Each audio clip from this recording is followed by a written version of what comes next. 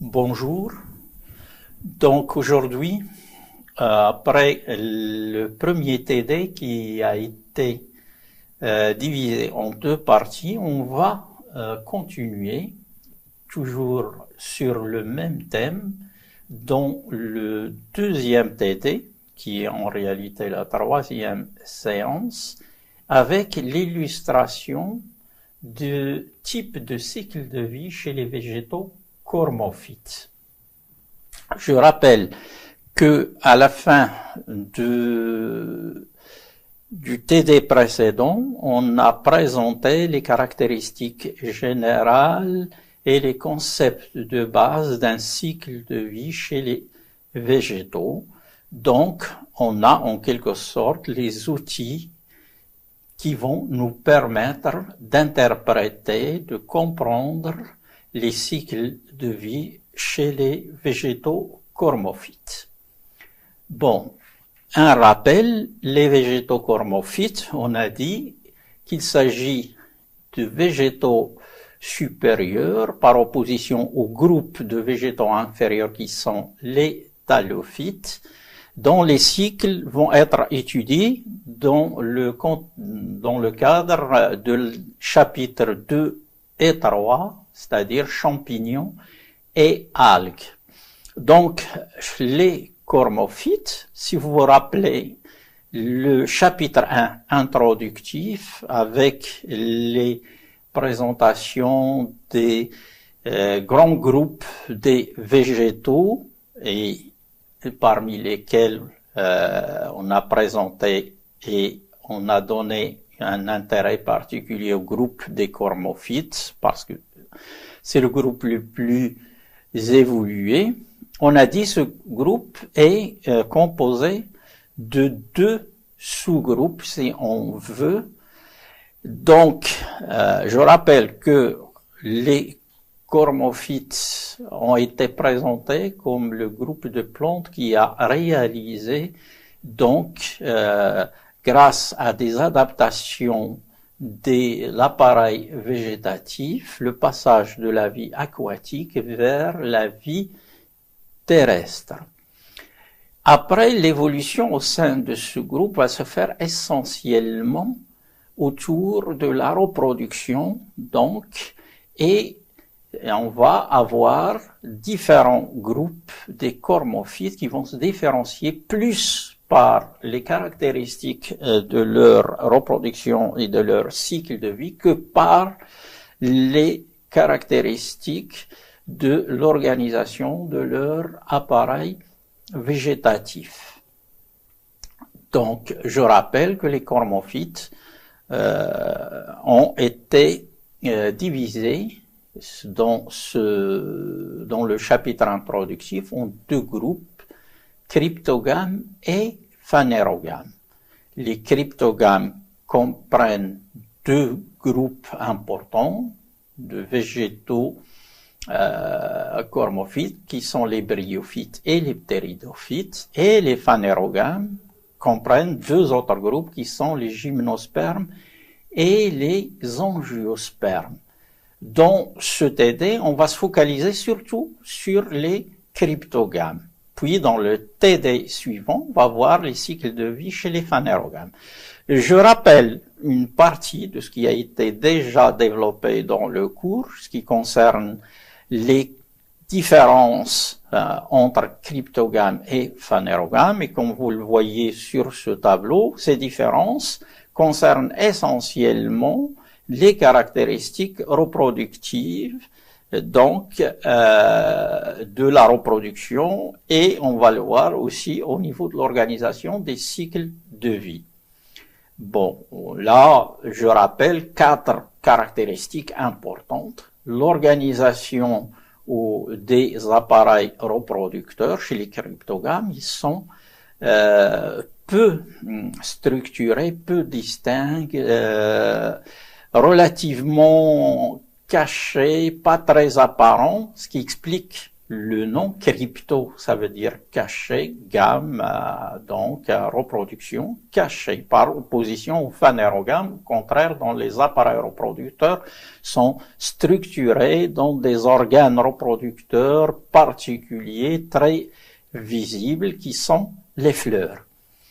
Le gamétophyte, chez les cryptogames, le gamétophyte, je rappelle que le gamétophyte, c'est l'organisme haploïde du cycle de vie et qui va porter les gamétanges, c'est-à-dire les organes qui vont produire les gamètes mâles et femelles. Donc, cet organisme chez les cryptogames est représenté par un appareil végétatif indépendant de type protal, qui n'est pas un cormus, contrairement aux sporophytes, et qui est encore libre et relativement important, alors que chez les phanérogames, on va voir qu'il n'y aura plus de phase libre, surtout chez le gamétophyte femelle qui va être fixé sur le sporophyte. Le gamétophyte mâle va être extrêmement réduit et on va le voir quand on va étudier les cycles de vie chez les phanérogames. Le mode de fécondation est aussi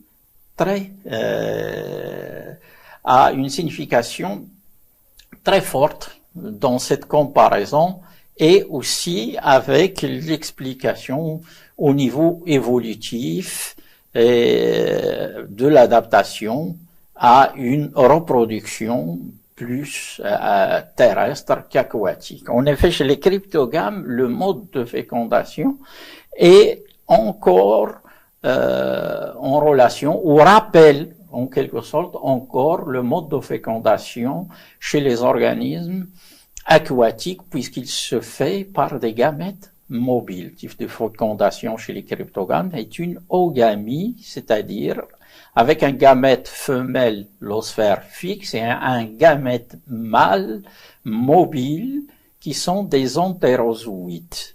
Donc, un mode de fécondation qui nécessite une phase aquatique de l'eau. Donc, alors que chez les phanérogames, ce mode va disparaître, on va passer à d'autres modes de fécondation qui ne nécessitent plus la présence d'eau. Dernière et importante caractéristique qui les différencie, chez les cryptogames, le sporonge, c'est-à-dire l'organe porté par le sporophyte et dans lequel va se faire la réduction chromatique, est nu. Et là, on fait la différenciation. On a parlé de la sexualisation chez les cormophytes. On fait plus allusion au sporonge femelle. Il est nu. Bon, évidemment, le sporonge mâle l'est aussi. Mais, comme je viens de le dire, dans le contexte de la sexualisation et dans la comparaison que j'ai fait des particularités de la reproduction sexuée, on donne une importance particulière à la partie femelle. Donc, ce sporonge, il est nu. Alors que chez les phanérogames, au contraire, ce sporonge va être enveloppé et ça va créer deux organes nouveaux qui n'existent pas chez les cryptogames. L'ovule, c'est-à-dire l'ovule qui est enveloppé, l'ovule plus une enveloppe où des téguments protecteurs vont donner naissance à l'ovule. C'est la première fois qu'on va trouver cet organe chez les végétaux cormophytes. Et la création de l'ovule va donner naissance à un autre organe très important qui est la graine. Ovule-graine, quelle est la différence? Au fait, c'est le même organe. L'ovule, c'est donc le sporonge femelle enveloppé, mais non encore fécondé. Après fécondation, donc l'ovule se transforme en graine. Ah, quand je parle de fécondation, c'est-à-dire le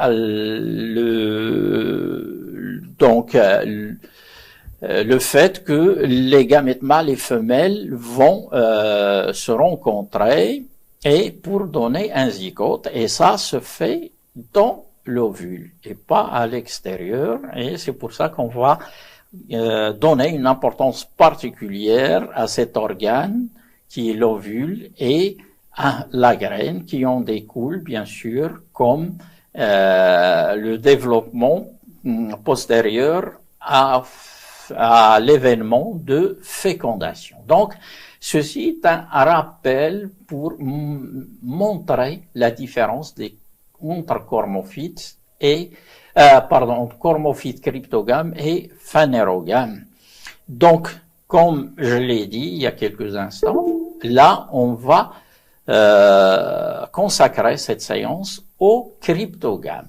Donc, chez les cryptogames, on a dit deux groupes importants qui sont les bryophytes et les ptéridophytes. On va commencer avec les bryophytes. Donc, les bryophytes, avant d'attaquer le cycle de vie ou de parler des caractéristiques de la reproduction chez les bryophytes, il serait utile de donner donc quelques caractéristiques pour présenter ce groupe pour les étudiants. Donc, les caractéristiques qui différencient ce groupe, c'est leur taille, donc au niveau des appareils végétatifs. Au fait, quand on parle cormophytes, ce qui vient à l'esprit, c'est des organismes de taille importante, donc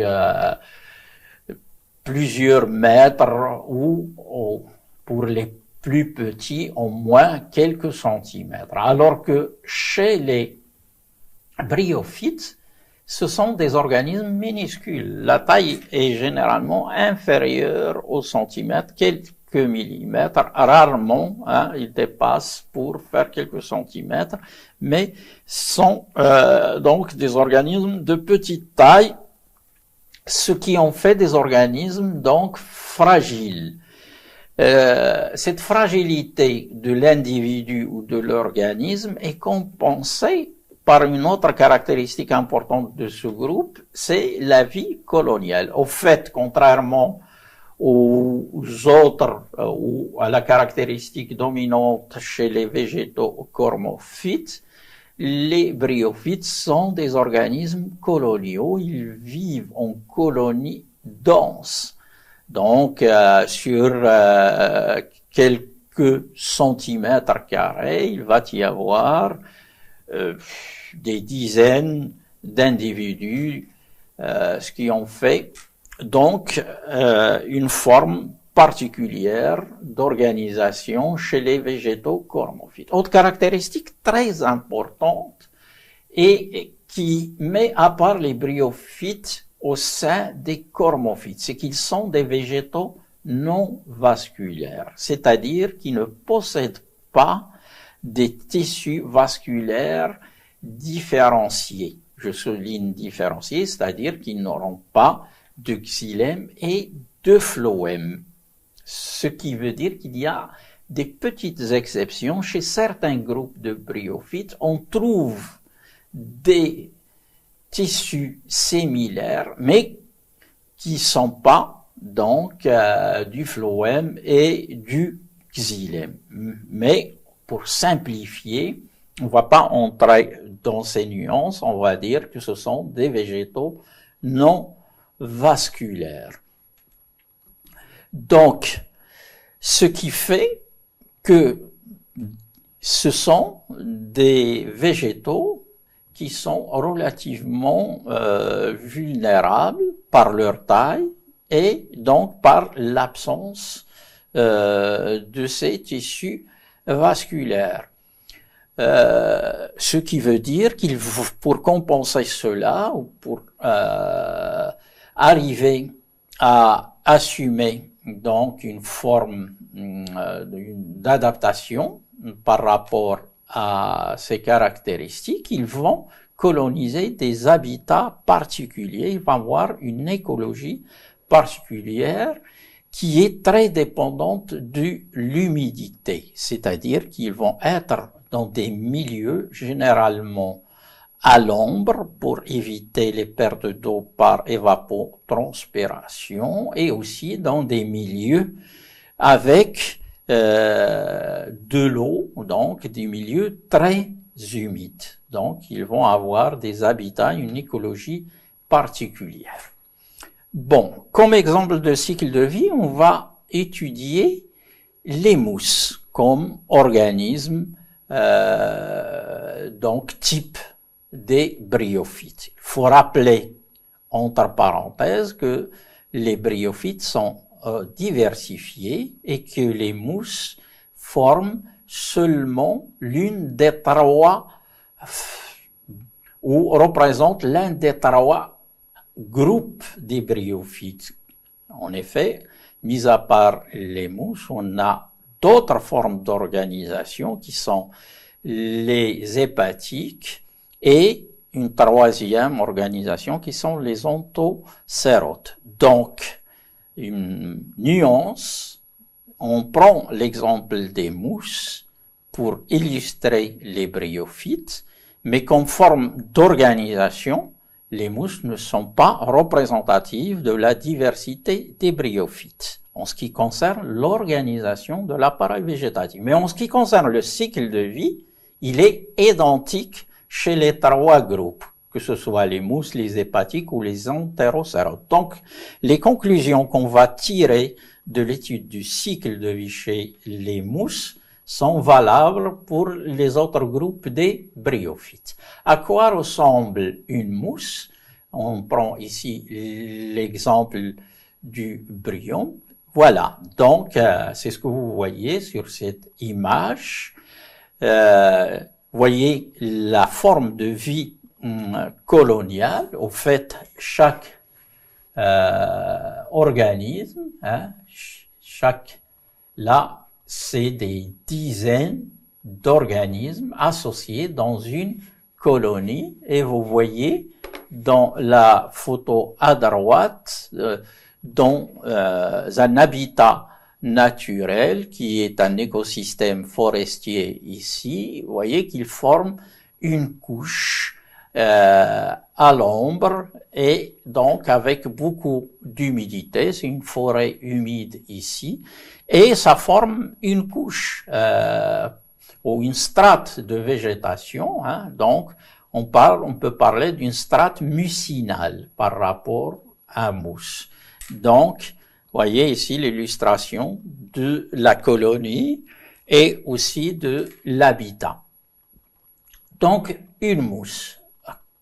Voilà, ici, on va disséquer au niveau de la colonie. Vous voyez ici une vue donc rapprochée de la colonie où on distingue les différents individus isolés ici.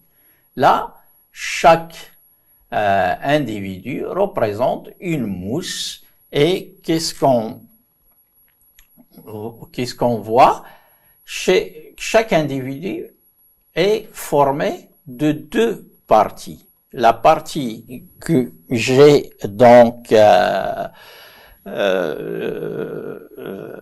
j'ai délimité par les cercles bleus et la partie que j'ai délimitée par cercles rouges. Au fait, vous voyez ici les deux organismes qui forment ou qui composent le cycle de vie de la mousse. La partie en bas, en bleu, qui est la partie verte, avec donc, on voit très bien l'organisation de l'appareil végétatif, avec un cormus, c'est-à-dire une tige feuillée, donc, et vous voyez, chez les bryophytes, une caractéristique à laquelle je n'ai pas donné d'importance dans la présentation générale du groupe, c'est l'absence de racines. Il n'y a pas de véritable racine, mais il y a des rhizoïdes. Bon, différence racine rhizoïde,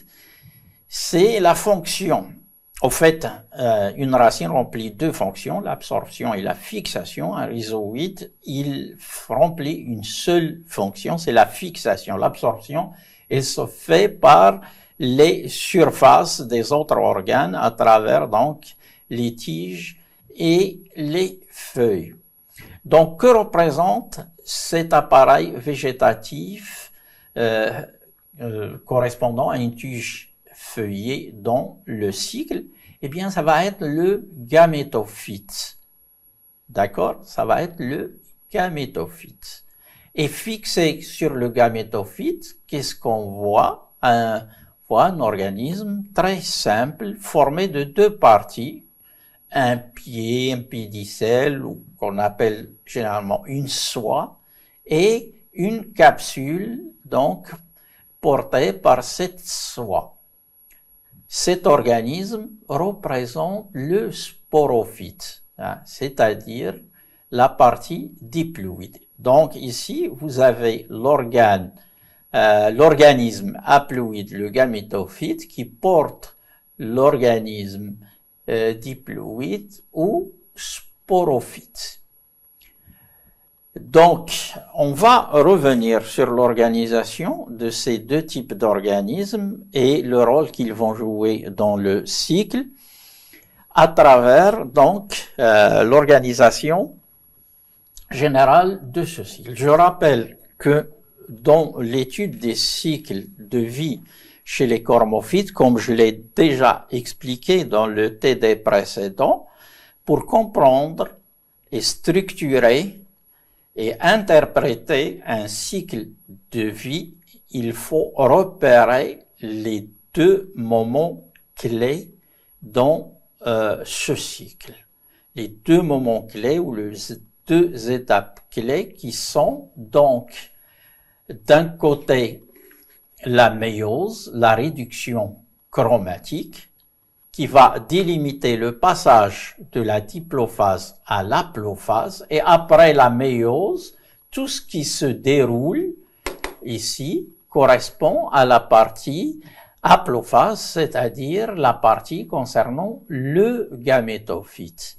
Après le deuxième événement, c'est la fécondation. Et tout ce qui se déroule après la fécondation, vous voyez ici, en couleur marron, donc correspond au sporophyte. Donc, sur ce schéma de cycle de vie, les deux organismes qui forment le cycle de vie, je rappelle qu'on a dit que les cormophytes se caractérisent par un cycle de vie à deux phases. Donc, c'est un cycle dégénétique. Les deux phases, on les voit clairement ici, grâce à la délimitation de ces deux phénomènes, la méiose et la fécondation. Et dans cette illustration, vous voyez deux couleurs. Tout ce qui est bleu correspond à la partie gamétophyte et tout ce qui est marron correspond à la partie sporophyte. Donc, on va interpréter. Donc, ici, on va partir du sporophyte, comme on voit ici, qui est fixé, porté par le gamétophyte, qui est très simple et qui n'a pas une structure végétative différenciée, c'est-à-dire qui n'a pas de cormus. Donc, il est représenté par un organisme simple, une soie ou un pied, si vous préférez, pour un langage plus simple, avec une capsule. Cette capsule représente une forme d'urne.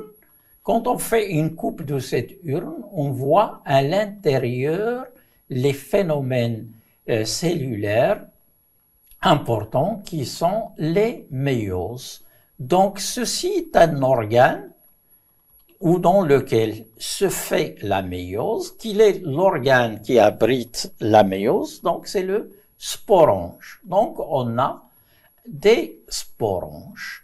Le gamétophyte est extrêmement réduit, il n'a pas d'appareil végétatif, végétatif, va avoir une durée de vie courte, puisque après la réduction chromatique et la libération des méiospores, c'est-à-dire les produits de la méiose, il va se dessécher et disparaître, contrairement à la partie qui va être pérenne, vivante, représentée par l'appareil végétatif tige feuillée qui est le gamétophyte. Donc déjà on voit un rapport au niveau de l'importance qui est nettement différent. Le gamétophyte est l'organisme dominant par son importance, par son indépendance, il est autotrophe, il est chlorophyllienne, alors que le sporophyte est dépendant et il va avoir une durée de vie réduite, donc correspondant à la période où il doit former les méiospores et disparaître. C'est très important pour montrer les rapports de dominance entre les deux, parce que avec cette interprétation déjà, on voit très bien qu'il s'agit d'une dominance du gamétophyte par rapport au sporophyte. Alors le cycle, une fois après méiose, donc libération des méiospores. Méiospores, donc ce sont des spores haploïdes, ils vont germer et leur germination va donner à travers plusieurs étapes la formation d'organes végétatifs correspondant à des tiges feuillées qui sont les gamétophytes. Donc, ils passent par une étape de filament qu'on appelle protonéma avant de différencier sur le protonéma les tiges feuillées. Vous voyez ici que dans ce schéma, on a pris soin de prendre deux voies, c'est-à-dire illustrer l'évolution de deux spores, au lieu d'une seule. Jusqu'ici, si vous voyez, ils sont similaires. Alors pourquoi deux? On a mis deux parce que ils ont une différence au niveau du sexe, qui n'est pas apparent au niveau de l'appareil végétatif, mais qui va le devenir quand on va analyser en apex les gamétanges, les corbeilles des gamétanges. En fait, les deux vont être différents. On va avoir des gamétanges qui sont des entéridies, ça représente donc le gamétophyte mâle, puisque les entéridies vont libérer des entérozoïdes. Ici, c'est écrit spermatozoïdes, mais ça ne change rien. Donc, ce sont des gamètes flagellés qui vont être libérés, ils sont petits, en grand nombre, et qui vont alors chercher à rejoindre le gamétange femelle. Alors, corbeille de gamétange femelle chez le deuxième individu, les gamétanges sont les archégones. On voit très bien la structure caractéristique des archégones, telle que je l'ai décrite dans le cours. C'est un organe avec donc une enveloppe cellulaire, donc une espèce de tégument, l'archégone, avec une forme en urne présentant deux parties, un col et un ventre, et dans le ventre il y a un seul et unique gamète femelle qui est l'oosphère. Et donc les spermatozoïdes vont nager, puisqu'il faut donc un milieu aquatique pour un vecteur qui va être l'eau, si vous voulez un autre langage, pour atteindre le col et aller dans le ventre féconder l'oosphère. Bon, là il y a des phénomènes biochimiques particuliers Les entérozoïdes sont guidés par un chimiotactisme, ils sont sensibles à certaines molécules libérées par le col de l'archégone qui va les guider dans leur mouvement. Une fois la fécondation réalisée, tout de suite, le zygote va se développer en embryon et cet embryon, donc, sans phase de repos, va continuer son développement toujours à l'intérieur de l'archégone, c'est-à-dire sur le gamétophyte femelle et donner un jeune sporophyte. Le jeune sporophyte qui va correspondre à quoi? Il va correspondre à une sporogone avec sa soie, donc le sporange, c'est qui va avoir une durée de vie relativement courte, donc en se formant dans le sporogone, les cellules mères vont subir des réductions chromatiques et ils vont libérer donc les méiospores. Ainsi, le cycle a été bouclé. Donc, méiose, réduction chromatique, fécondation. On voit les deux organismes et la fécondation est de type oogamie, un gamète fixe, un gamète mobile. On a donc les principales caractéristiques qui nous permettent d'interpréter ce cycle. Donc, voici une schématisation du cycle dans lequel on voit très bien le rapport de dominance. Le gamétophyte domine le sporophyte qui est réduit et en plus de la réduction, je rappelle la réduction, on la voit à travers l'importance et l'autonomie de l'appareil ou de l'organisme, donc on la voit aussi au niveau de la durée de vie. Ici, le sporophyte a une durée de vie, il n'est pas indépendant, il est porté par le gamétophyte, donc c'est un cycle digénétique, haplodiplophagique, avec une nette dominance de l'haplophase. Donc, je rappelle alors les principales caractéristiques de ce cycle.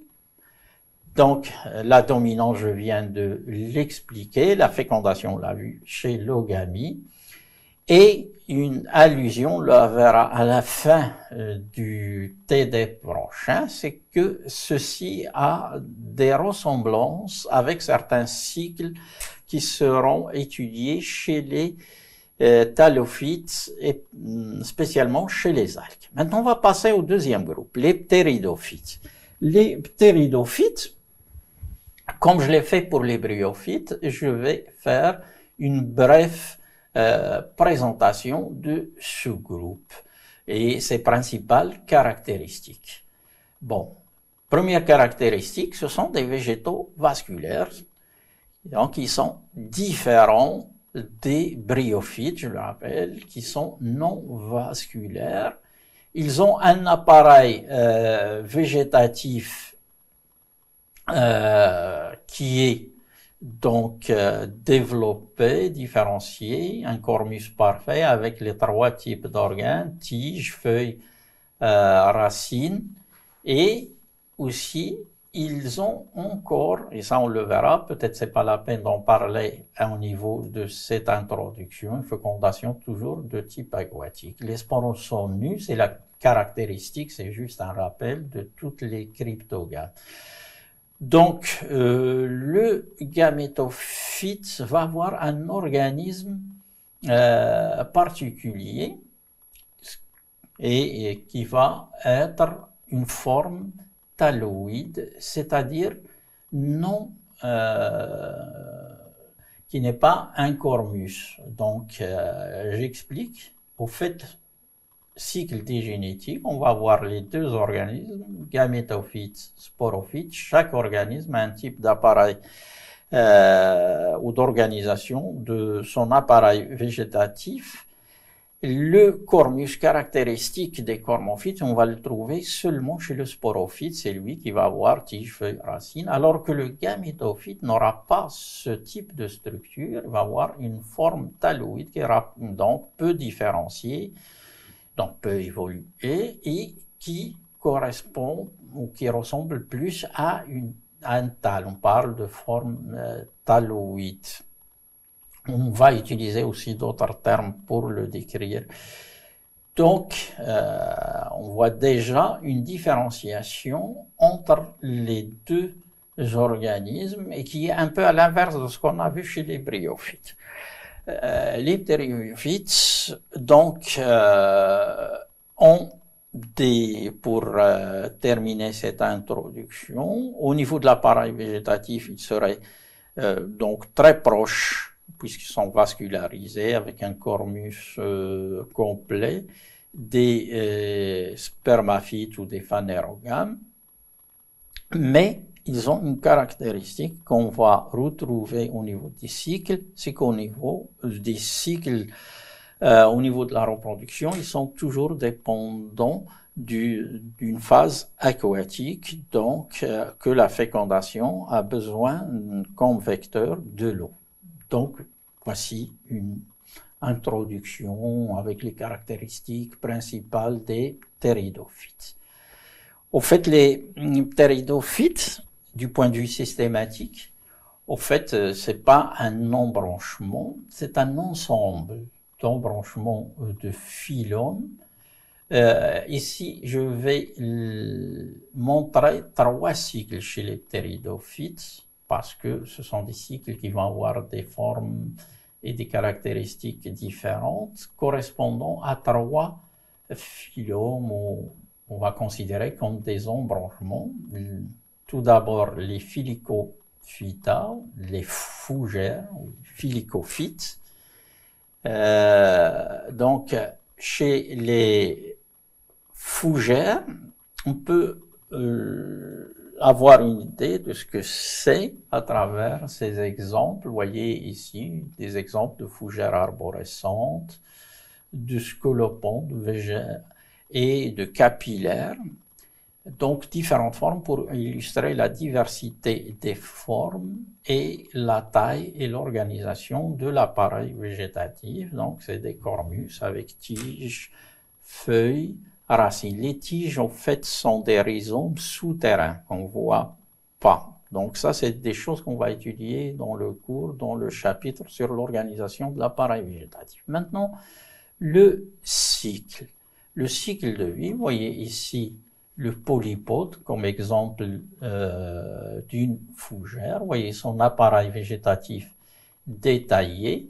Voici le rhizome dont je vais parler. C'est une tige qui est souterraine, qu'on ne voit pas, avec les racines et les feuilles, donc, que vous voyez ici. Donc, le sporophyte, un cormus complet, c'est un organisme pérenne, c'est-à-dire qui vit plusieurs années, donc à partie souterraine, à partie aérienne, donc qui va avoir une taille importante, une durée de vie importante. Donc vous voyez l'organisme correspondant au sporophyte, donc qui a cette taille, qui a cette durée de vie. Oh, bon, on fait la comparaison tout de suite à partie bleue. On voit ici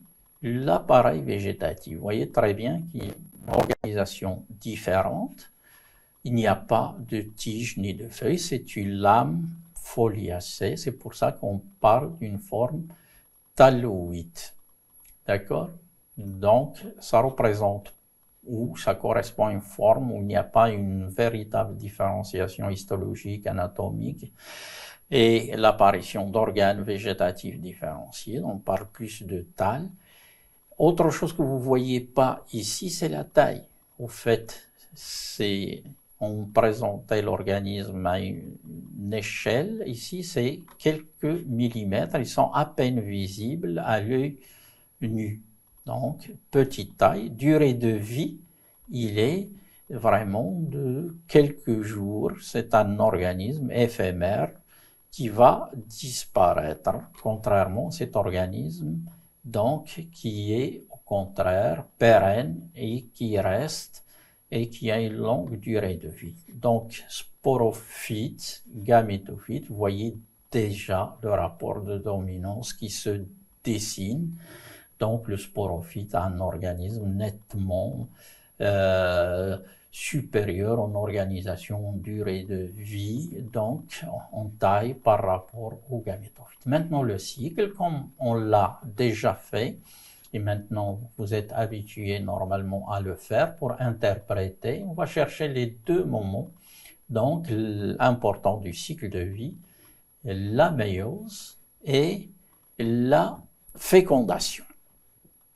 Voilà, ici se déroule la fécondation, ici la méiose, et ça délimite les deux phases, la phase haploïde et la phase diploïde. Haploïde, c'est-à-dire le gamétophyte, diploïde, le sporophyte. C'est très bien illustré dans ce schéma par les couleurs. Donc marron, ça représente la partie sporophytique, diploïde, alors que la partie bleue représente la partie gamétophytique haploïde. Donc, les deux moments délimitent les deux phases. Chez le sporophyte et le gamétophyte, comme on l'a fait pour les autres cycles, on va chercher les organes reproducteurs. Les organes reproducteurs du sporophyte qui sont donc les sporanges, les organes reproducteurs du gamétophyte qui sont les gamétanges. Si on regarde les feuilles du sporophyte, qu'on appelle les frondes chez les fougères, derrière, sur la face donc inférieure des feuilles, on voit des petits amas de couleur jaune qu'on appelle des sores. Et quand on regarde de près ces sores, on voit qu'ils sont formés d'un grand nombre de ce type d'organes qui sont les sporanges. Donc les sporanges, dans les sores, il y a un seul type de sporanges, ils ressemblent tous et qui donc à maturité vont s'ouvrir et libérer des méiospores. Les méiospores vont germer, donc donner après développement l'organisme qui forme le gamétophyte et qui va porter dans deux ondes différentes deux types de gamétanges. Des gamétanges femelles, des archégones, et des gamétanges mâles qui sont des enthéridies. Et les enthéridies vont libérer les gamètes mobiles, les entérozooïdes, qui vont féconder donc les zygotes, qui vont féconder les oosphères pour donner les zygotes. Le développement de zygotes se fait immédiatement, donc en passant par un stade embryon, puis en donnant une jeune plantule qui va alors redonner le organe végétatif du sporophyte, c'est-à-dire une tige feuillée, donc une nouvelle fougère. Voici donc une description rapide du cycle de développement typique chez les fougères. Bon. Donc les fondements du cycle, c'est un cycle dit génétique avec deux générations, donc une génération dominante, visible, à travers un appareil végétatif pérenne, différencié, avec des organes différenciés, et un gamétophyte réduit, avec un appareil végétatif de petite taille, une durée de vie limitée à quelques jours, donc une réduction de l'importance du gamétophyte dans le cycle de vie. Donc voici une autre représentation du cycle, c'est exactement la même chose, donc on ne va pas s'attarder dessus, et on va passer à l'étude d'un cycle de vie chez notre groupe des ptéridophytes, les équicétomes. C'est l'embranchement des Calamophyta. Donc, les équicétomes, on voit très bien, ils ont un appareil végétatif totalement différent des fougères. Vous voyez, c'est un appareil végétatif formé d'une tige feuillée, d'un rhizome et des feuilles réduites. Au fait, la forme est très différente, mais au niveau de l'interprétation de la structure de l'appareil végétatif, c'est différent. C'est exactement la même chose. C'est un corps morphique complet avec une tige souterraine qui est le rhizome, des racines et une tige aérienne avec des ramifications et des feuilles réduites. Donc, on parle aussi, pour décrire cet embranchement, on les appelle aussi en français les articulés, puisque les tiges sont structurées en articles, c'est-à-dire en nœuds interneux, ce qui forme des articles qui se répètent. Bon, ça c'est le sporophyte, donc un organisme pérenne, tout à fait comme chez les fougères, avec une durée de vie importante, bien différenciée. En position terminale, il porte un organisme qu'on appelle un organe qu'on appelle un strobile. Quand on analyse le strobile, on voit qu'il est formé d'écailles et que chaque écaille porte les sporonges. C'est un peu, si on veut faire l'analogie par rapport aux fougères, les sores qu'on voit sur les feuilles, sauf qu'ici, ils ne sont pas portés par des feuilles, mais par donc cet organe qu'on appelle un sporongiophore et qui sont fixés sur la partie terminale de l'axe pour former le strobile, ce qu'on voit ici. Les sporonges, donc, c'est le lieu où se fait la réduction chromatique. Ils vont libérer des méiospores. Ces méiospores ont une forme particulière, et ça, c'est un détail, avec des élatères qui contribuent à leur déhiscence. Ils vont germer, comme pour le cycle précédent. Leur germination va donner donc l'organisme haploïde que vous voyez ici. Vous voyez l'organisme haploïde, comme pour les fougères, c'est un organisme de petite taille, quelques millimètres. C'est un organisme qui n'a pas une différenciation similaire à celle du sporophyte, donc c'est une forme thalloïde, réduite par la taille, par la différenciation, et qui va avoir une durée de vie très brève. Donc, un organisme qui est nettement moins important que le sporophyte. Vous voyez ici deux flèches. Pourquoi on a fait ce parallèle? Même si les spores se ressemblent, en fait, on voit qu'il y a une différenciation sexuelle qui n'apparaît pas au niveau des spores, mais qui apparaît au niveau du gamétophyte, des thalles, si vous voulez, qui vont porter deux types de gamétanges différents. Donc, il y a une forme d'hétérothalie, deux thalles.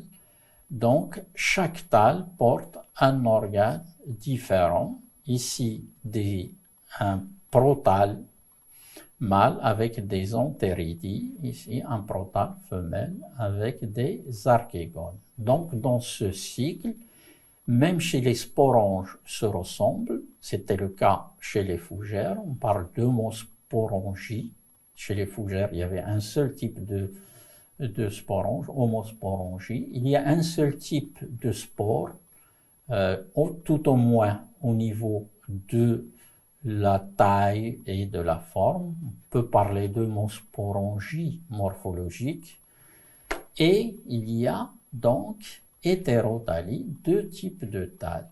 Bon, La suite, c'est exactement la même chose. Les gamètes mâles, les entérozoïdes, ont besoin d'une phase mobile pour féconder l'oosphère. C'est une oogamie avec un gamète mâle mobile, un gamète femelle fixe, donc ça nécessite une phase aquatique. Après fécondation, exactement la même chose. Donc le zygote va donner un embryon. L'embryon tout de suite donne une jeune plantule sans phase de repos. J'insiste sur ce développement sans phase de repos, c'est surtout important pour comparer les cryptogames aux phanérogames. Donc, on voit le fonctionnement du cycle. Caractéristique générale, c'est un cycle digénétique ou avec dominance de la diplophase. Fécondation, c'est une oogamie et une sexualisation, donc un début de sexualisation du cycle à travers l'hétérotalie. On va voir deux type de protale ou de gamétophyte, d'un côté le gamétophyte mâle et le gamétophyte femelle. Donc, cycle des génétiques, dominance. Au niveau de la dominance, c'est la même chose que chez les fougères, dominance du sporophyte. Donc, voilà les caractéristiques résumées, je les ai commentées. Je vais revenir sur tout cela à la conclusion après le dernier cycle qu'on va voir, celui des cellaginelles. C'est un cycle un peu plus complexe que les autres, donc il illustre un autre embranchement des ptéridophytes, les lipidophyta, des cellaginelles. À quoi ressemble une cellaginelle? C'est ce que vous voyez ici. Donc un appareil végétatif de type cormus, une tige avec des feuilles, vous voyez très bien la forme. Ici c'est l'espèce Cellaginella denticulata avec deux types de feuilles, et avec une ramification dichotomique. Sur la face inférieure, il y a les racines. Donc, vous voyez ici des parties terminales des axes. On peut voir sur le sporophyte, puisqu'il s'agit ici du sporophyte, deux types de sporanges, des macrosporanges et des microsporanges. Donc la différence par rapport aux deux cycles précédents, c'est que la sexualisation est beaucoup plus avancée. Donc, je rappelle, c'est la fougère, aucune sexualisation. Donc, un seul type de méospore, un seul type de gamétophyte. Ici, bien avant ces organismes, on voit une différence au niveau des sporanges, macrosporanges, microsporanges. On voit ici une coupe longitudinale et on voit les macrosporanges, à l'intérieur desquels il y a 4 macrospores, et les microsporanges avec un grand nombre de microspores. En fait, macro, micro, ça va correspondre à une sexualisation opposant macro, c'est femelle, micro, c'est mâle. Donc, macrosporanges qui vont donner des macrospores et les macrospores en germant vont donner les gamétophytes femelles. Microsporanges vont donner des microspores. En germant, les microspores vont donner les gamétophytes mâles. Donc, ici, il y a une sexualisation avec hétérosporangie, hétérosporie et hétéroprotalie. C'est ce qu'on va voir dans le cycle. Voilà, ici le cycle.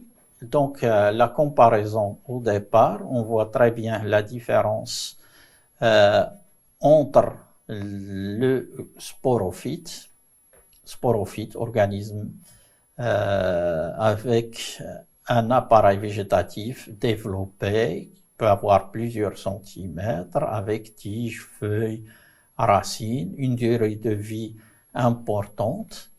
Les gamétophytes, ici vous voyez les deux, le gamétophyte mâle, gamétophyte femelle, sont encore réduits par rapport aux deux exemples précédents, par rapport à la fougère ou par rapport donc à l'Equisetum. C'est un protal, mais donc réduit à quelques cellules. Hein. C'est important, ça. Deuxièmement, c'est un protal qui se développe à l'intérieur de la paroi sporale. Ça, c'est très nouveau. Vous voyez ici la paroi sporale. Donc, ça va nous permettre d'introduire une autre notion qu'on n'a pas vue chez les autres cycles, c'est l'enveloppement du sporange. Donc, la tendance à l'endoprotalie. Donc, le développement du protal à l'intérieur du sporange. Donc, je vais reprendre cette explication suivant le cycle. Mais déjà, un organisme cellulaire, un organisme avec des organes différenciés, avec des durées de vie différentes, on voit nettement la dominance du sporophyte par rapport au gamétophyte. Donc, pour les trois cycles diptéridophytes, dominance de la diplophase par rapport à l'aplophase, nettement. Donc, on reprend l'explication.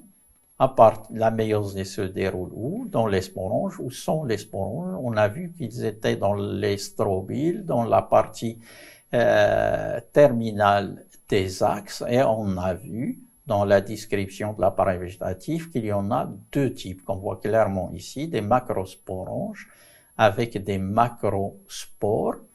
Les macrospores en germant vont former le gamétophyte mâle, un protal, qui est formé de quelques cellules, hein, mais un peu différenciées, mais enfermé à l'intérieur de la paroi sporale. Ce n'est plus un organisme indépendant, c'est un organisme qui est enveloppé dans une partie du sporophyte. C'est l'endoprotalie, donc par opposition au développement du protal à l'extérieur chez les deux autres cycles diptéridophytes où il y a donc exoprotalie.